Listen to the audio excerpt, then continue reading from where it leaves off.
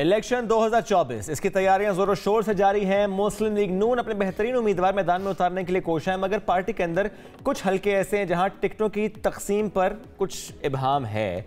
और ज़ाहिर इसके साथ साथ किस किस नशिस्त पर या किस किस हलके में किसी और पार्टी से सीट एडजस्टमेंट हो सकती है, उस पर भी अभी तक डिस्कशंस हो रही हैं। लेकिन लाहौर का एक हलका है NA 121 और इस पर काफ़ी नज़रें हैं, चूँकि सरदार अयाज सादिक और शेख रुहेल असगर। अभी ये फैसला नहीं हुआ कि टिकट किसको मिलेगा, तो आज इस पर हम बात कर लेते हैं। हमें प्रोग्राम में ज्वाइन करें PMLN के रहनुमा शेख रुहेल असगर साहब। सर अस्सलाम वालेकुम, कैसे हैं आप? जी वालेकुम सलाम, करम अल्लाह। सर NA 121 क्या लगता है कब तक फैसला हो जाएगा कि टिकट आपको मिल रहा है या नहीं? तो कायदीन जानते हैं, लीडरान का फैसला, मुझे तो इस बात का नहीं है। अच्छा, लेकिन बहरहाल देखें अब ऊंट किस करोड़ बैठते। और अगर टिकट ना मिला तो फिर भी इलेक्शन लड़ेंगे? श्योरली ये सवाल बहुत जल्द है। अभी तो फैसला होगा, उसके ऊपर कोई लामामूल तैयार करूंगा।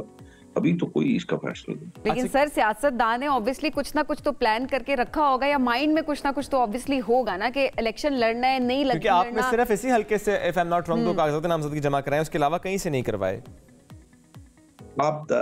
वो इसलिए कि आप मैंने बड़ी तफसील से बात कर दी थी कि मेरे साथ एक 19 है और एक 20 है।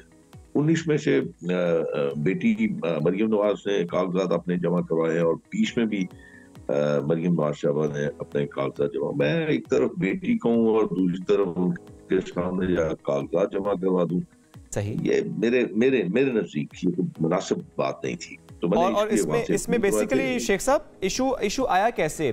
हल्का तो ये आप ही का है, क्या ऐसी चेंजेस हुई कि जिसकी वजह से ये इबहम पैदा हो गया और फिर जरा कुछ हल्का तब्दील तो हुआ है ना, जिसकी वजह से फिर ये इशू क्रिएट हुआ है? नहीं, हल्का देखिए, मैं आपको गुजारिश करूं, क्योंकि आपको ग्राउंड रियलिटी का पता नहीं है। 2 बातें आप ज़हन में रखें। एक तो मेरा कोई अहम फैसला मैं खुद नहीं करता, ठीक है, क्योंकि मैं यहाँ इस हल्के में बैठे हुए, मेरी 71 साल उम्र है, 71 साल से मैं इसी जगह पे हूँ। और मेरे वालिद ने पहला इलेक्शन जो इस हल्का से कॉन्टेस्ट किया था वो था 1970-71 का इलेक्शन था। और मैंने जो इलेक्शन लड़ा था इस हल्का से वो 85 में था। फिर ऑनवर्ड मैं इसी हल्के से इलेक्शन लड़ता रहा। अच्छा, कभी हल्का इधर हो जाता है, कभी हल्का इधर हो जाता है, लेकिन रहता वहीं पे। हाँ, तो यही मेरा सवाल था कि हल्का इस बार कितना इधर उधर हुआ जिसकी वजह से ये इबहम हो रहा है? मतलब कोई खास नहीं है। अच्छा, वही पुराना चलता आ रहा है बस। मैंने जो आखिरी इलेक्शन लड़ा था वो 2013 से 2018 तक मैं वहीं पे था। ठीक है, अब 2018 के लिए मैं कुछ थोड़ी देर के लिए थोड़ा इधर हो गया था, फिर वापस इधर आ गया। अच्छा, तो एक जो बात की जाती है शेख साहब, एक कमेंट इस पे कीजिएगा। जो अयाज सादिक साहब ने एक बात की, ज़रा आपके दोस्त हैं, साथी हैं, वो कहते हैं कि जो हल्का बंदियां हुई उसमें 56% जो उनका इलाका है वो इस हल्के में आ गया है। क्या उनकी ये बात दुरुस्त है? जब इधर उधर होने की हम बात करते हैं 56%। कभी आप ये दूसरा सवाल ये आप उनसे ये कर सकते हैं कि आप ओरिजिनली जहां से आप इलेक्शन लड़ते रहे उस हल्के का कितना हल्का इस हल्के में, कभी ये आप सवाल कर लीजिएगा ना, तो ज्यादा बेहतर हो जाएगा। लेकिन कुछ अरसे के लिए मैंने आपको अर्ज किया ना, 2018 में मैं इस हल्के से तो थोड़ा बाहर हो गया था। तो उस वक्त भी एक कॉन्स्टिट्यूएंसी मेरी यहीं पे थी, इसी में था। इसीलिए मैंने डिसाइड किया था कि अब मुझे ये काम करना है इस हल्के से। वो 128 हो गया था, वरना 124 रहता है, 118 रहता है। ये इस मतलब बदलते रहते हैं। और हल्का, मेरा अपना ख्याल है कि खिदमत करने के लिए हल्का कोई मखसूस नहीं होता, उसकी कोई हद नहीं होती। अब जब नेशनल असेंबली का इलेक्शन लड़ते हैं तो अपने ज़हन में ये होता है कि आप पूरे पाकिस्तान के, जहाँ पे आप इलेक्शन लड़ रहे हैं, आप पूरे पाकिस्तान को प्रेजेंट कर रहे हैं, एक हल्के को आप प्रेजेंट नहीं कर रहे। नेशनल असेंबली के आप हैं उम्मीदवार या मेंबर है, तो जब आप नेशनल असेंबली में बात करते हैं तो सिर्फ आप फिर अपने मखसूस हल्के की बात तो करते हैं, लेकिन आप फिर पाकिस्तान के इश्यूज की बात करते हैं। क्यों आप तो वहां पे आप फाइनेंस पे क्यों बात करते हैं, आप बाकी चीजों में क्यों बात करते हैं? फिर आपको तो अपने हल्के तक महदूद रहना चाहिए कि यहाँ पानी डाल दीजिए, या गैस डाल दीजिए, या बिजली ले आइए, या सड़कें बना दीजिए। फिर इसके अलावा तो आपको बाहर नहीं जाना चाहिए ना। तो इसलिए मेरे नजदीक पता नहीं, मैं नहीं समझता, बाकी तो मैं नहीं जानता ना, लेकिन मैं अपनी जात का कह सकता हूँ कि आपकी कोई हद मुकर्रर नहीं होती। तो इसलिए मैं आज कर रहा हूँ कि इसी एक चार दीवारी में रहा हूं।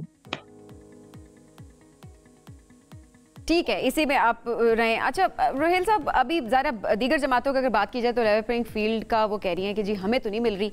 मुस्लिम लीग नून को लेवल प्लेइंग फील्ड मिल रही है इस वक्त, और क्या पीटीआई जो कह रही है कि उनको लेवल प्लेइंग फील्ड नहीं मिल रही, तो आप इससे मुत्तफिक हैं?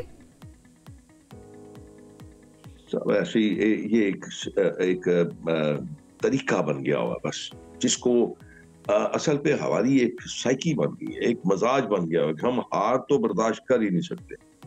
हम ये चाहते हैं कि हर जगह, हर फील्ड में, मतलब आप खेल में देख लीजिए, लड़के खेल रहे होते हैं और अगर कहीं हार जाते हैं तो हम शोर मचाना शुरू करते हैं, उन्हीं को गालियां निकालना शुरू कर देते हैं।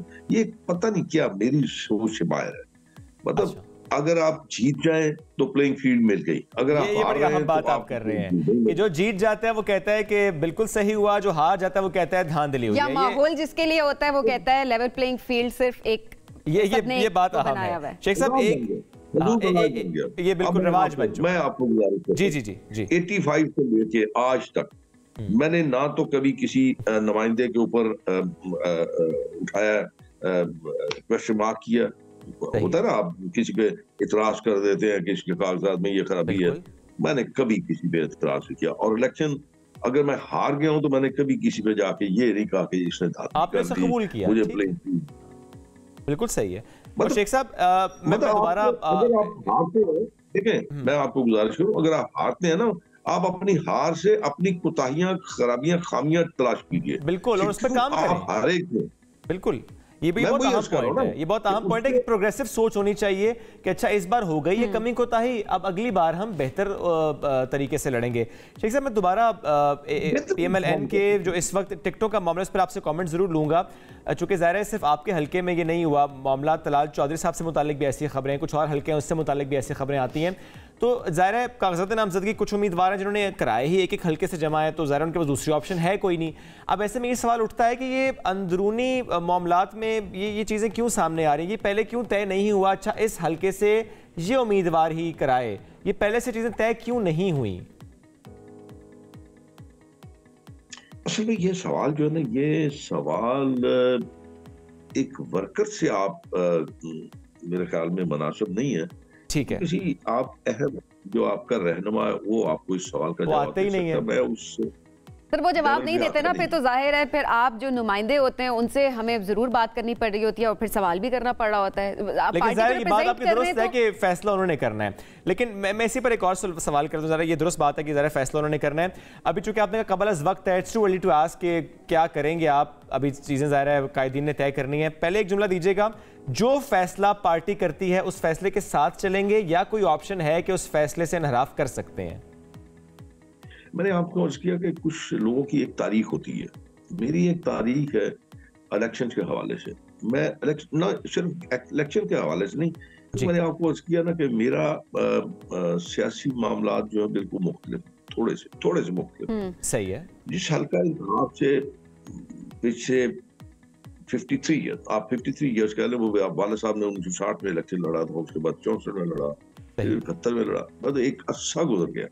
लेकिन यहाँ पे जितने अहम फैसले होते हैं वो हम खुद नहीं करते, वो हमारे दोस्त जो है, जो हमारे खैर खां हैं, जो हमारे साथी हैं, वो फैसला करते हैं। जैसे 85 का इलेक्शन था, मैं पाबंद सलासल था, मैं तो जेल में था, और उस वक्त भी फैसला बाहर लोगों ने किया था कि इस शख्स को इलेक्शन लड़ना चाहिए, इसके भाई को इलेक्शन लड़ना चाहिए। उन्होंने फैसला किया, उन्होंने कागजात जमा कराए, उन्होंने इलेक्शन कॉन्टेस्ट किया, अल्लाह ने इज्जत दे दी।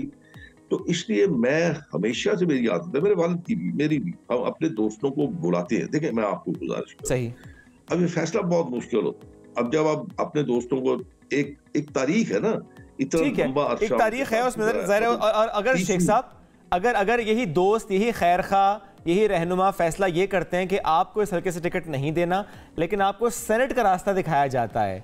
आपका इस पर क्या रिस्पॉन्स होगा? नहीं, मैं आपसे अर्ज करूं कि वही मैं आपसे अर्ज कर रहा था, मेरे लिए फैसला करना मुमकिन नहीं है। अच्छा। अगर वो फैसला करते हैं कि तुम्हें क्विट कर दो, सियासत क्विट कर दूं, मैं मतलब इनडायरेक्ट इलेक्शन, एक शख्स जो सारी जिंदगी डायरेक्ट इलेक्शन लड़ता रहा, हारता भी रहा, जीतता भी रहा, बस मतलब इसी में जिंदगी गुजर गई, पीछे मुड़ के ही नहीं देखा, ना आपने हालात को देखा, ना अपनी फैमिली को देखा, और सारे मामलात को वैसे को वैसे छोड़ दिया। तो अब मेरे लिए ये है मुमकिन कि मैं आप सियासत को क्विट कर दूं, लेकिन इनडायरेक्ट इलेक्शंस में जाने के लिए मेरा सर, आपने वैसे कुर्बानियां दी है मुस्लिम लीग नून के लिए, तो ऐसे में टिकट ना मिला तो जाहिर है एक तो ज्यादती तो वैसे नजर आ रही है इसमें। लेकिन ज़रा आपने कह दिया कि जो फैसला है वो रहनुमा करेंगे और आप उस फैसले के साथ खड़े होंगे। शेख साहब बहुत शुक्रिया, साथ मौजूद थे, हमसे गुफ्तगू करते